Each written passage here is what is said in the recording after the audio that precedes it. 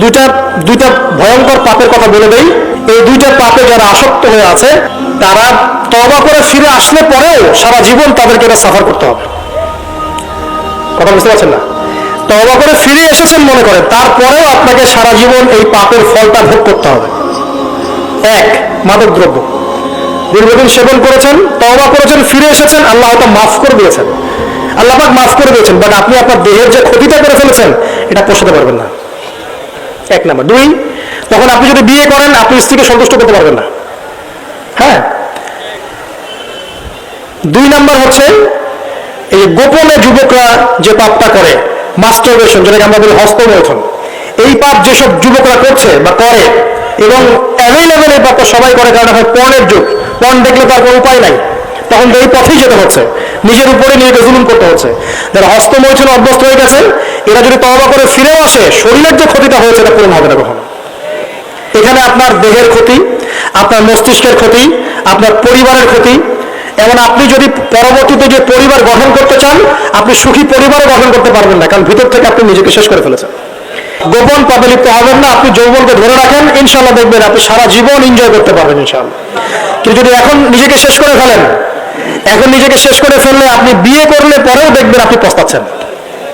ওই যে কলিকাতা হারবালে যেতে হবে, তখন মডার্ন হারবালে যোগ দিতে হবে। আর সব হারবাল টারবাল খেয়ে লাভ হয় না।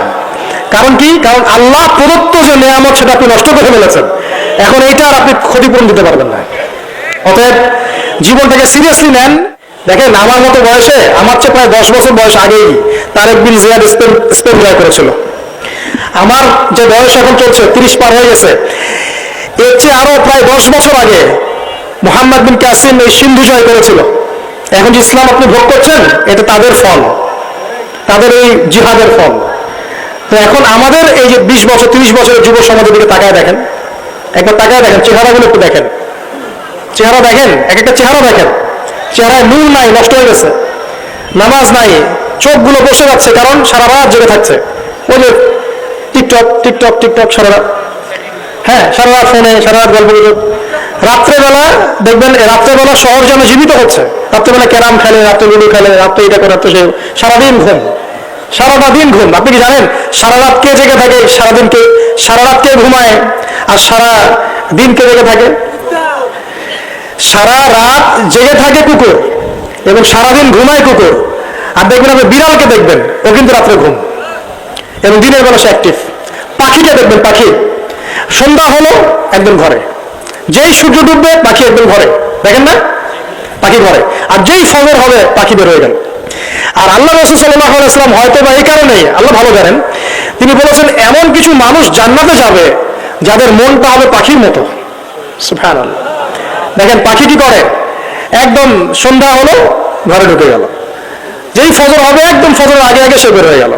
তো পাখির মতো হওয়ার চেষ্টা করেন, পাখির মতো লাইফস্টাইলে আছেন, এবং সে সারাদিন পরিশ্রম করে রিজিকের জন্য, করে না? আল্লাহ পাক পাখিকে রিজিক দেন কি চাকরির মধ্য দিয়ে না ব্যবসার মধ্য দিয়ে? কিভাবে সে রিজিক পায়? তাওয়াক্কুল, তাওয়াক্কুল, আল্লাহর প্রতি তাওয়াক্কুল। আর তাওয়াক্কুল করে কি সে ঘরে বসে থাকে না রিজিক সার্চ করে, রিজিক তালাশ করে? আপনিও রিজিক তালাশ করেন, আল্লাহ পাক রিজিক দিবে ইনশাআল্লাহ তাআলা। প্রিয় যুবক ভাইরা, আল্লাহর ওয়াস্তে তওবা করেন। যারা যারা মাদকদ্রব্যের সাথে সংশ্লিষ্ট আছেন বা থাকার সম্ভাবনাও ছিল, এর ধার কাছে যাবেন না। মনে করছেন তো? এবং গোপন পাপে লিপ্ত হবেন না। মুসলিম তরুণ যুবকদেরকে উদ্দেশ্যে বলছি যে আপনারা কায়িক পরিশ্রম করেন, কায়িক পরিশ্রম করেন, 5 ওয়াক্ত সালাতটা আল্লাহর ওয়াস্তে নামাজে মসজিদে এসে পড়েন। বেশি কিছু করতে বলছে না ভাই, আমার কথা শোনেন, বেশি কিছু করতে বলছে না। আল্লাহর ওয়াস্তে 5 ওয়াক্ত নামাজটা মসজিদে পড়েন, পারেন না? আচ্ছা, ডেইলি 10টা পৃষ্ঠা করে কোরআন তেলাওয়াত করেন, পারবেন? আল্লাহ তৌফিক দান করুন। ডেইলি 2-4 টাকা করে সদকা করেন, পারবেন? আচ্ছা, প্রত্যেকদিন কিছু দাওয়াতি কাজ করেন, আমর বিল মারুফ, সৎ কাজের আদেশ করবেন, নাহি আনিল মুনকার, অসৎ কাজে নিষেধ করবেন, পারা যাবে ইনশাআল্লাহ। আপনি হালাল রিজিকের একটা সন্ধান করার চেষ্টা করেন, পারবেন ইনশাআল্লাহ। পড়াশোনায় নিজেকে ব্যস্ত রাখেন, লেখাপড়ায় নিজেকে ব্যস্ত রাখেন। যদি এর পাশে আপনি সময় পান, আমি বলবো আপনি খেলাধুলা করেন।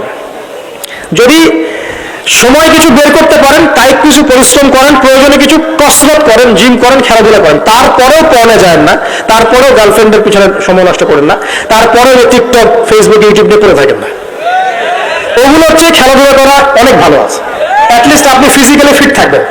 অনেকে বলতে পারে যে এটা না করলে হয়, এটা বাজে কাজ, সময় নষ্ট। আমি মনে করি এখনকার যুবকরা যেসব পথে সময় নষ্ট করছে এর চাইতে অ্যাটলিস্ট খেলাধুলা করলে ভালো ছিল।